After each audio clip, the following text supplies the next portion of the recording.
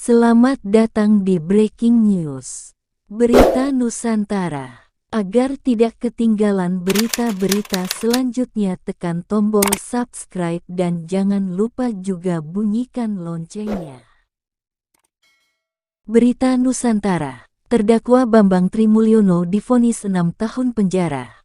Bambang Tri terbukti bersalah bersama-sama Gus Nur menyebarkan ujian kebencian soal ijazah palsu Presiden Jokowi dan menimbulkan keonaran. Sidang vonis terhadap Bambang Tri ini dipimpin Majelis Hakim Moh Yuli Hadi, dengan anggota Hadi Sunoto dan Bambang Arianto.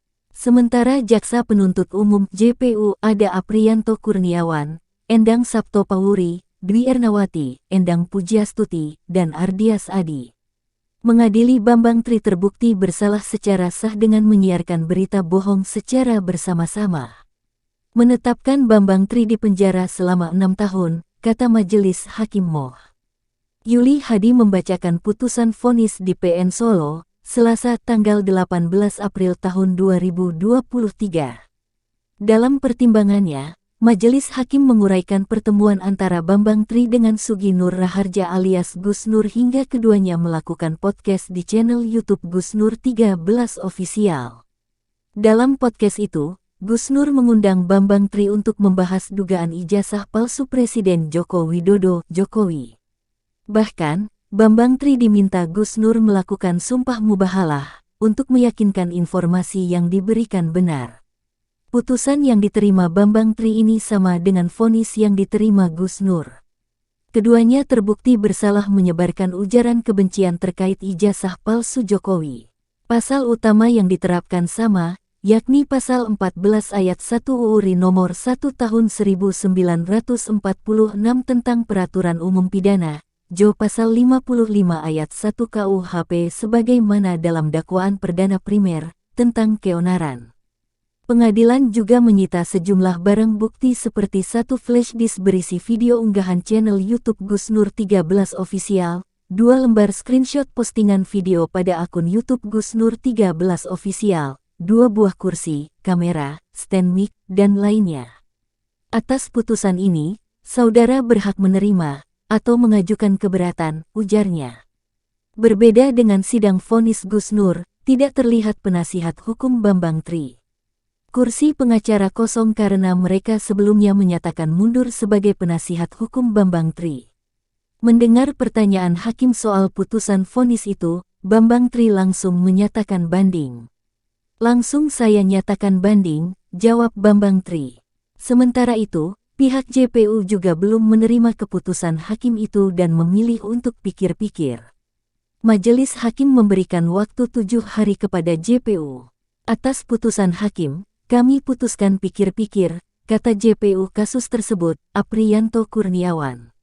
Selanjutnya vonis Bambang Tri lebih ringan dari tuntutan jaksa. Gus Nur Bambang Tri dituntut 10 tahun bui. Sebelumnya diberitakan, Gus Nur dan Bambang Tri dijerat kasus penistaan agama dan ujaran kebencian. Kasus ini berawal dari video dengan judul, Gus Nur, Mubahalah Bambang Tri di bawah Al-Quran, di akun YouTube Gus Nur 13 Official. Kegiatan Gus Nur dan Bambang Tri dalam video itu dinilai bertentangan dengan agama Islam dan telah melakukan perbuatan penodaan atau penistaan terhadap ajaran agama Islam. Keduanya pun diproses hukum. Kegiatan Gus Nur dan Bambang Tri dalam video itu dinilai bertentangan dengan agama Islam dan telah melakukan perbuatan penodaan atau penistaan terhadap ajaran agama Islam.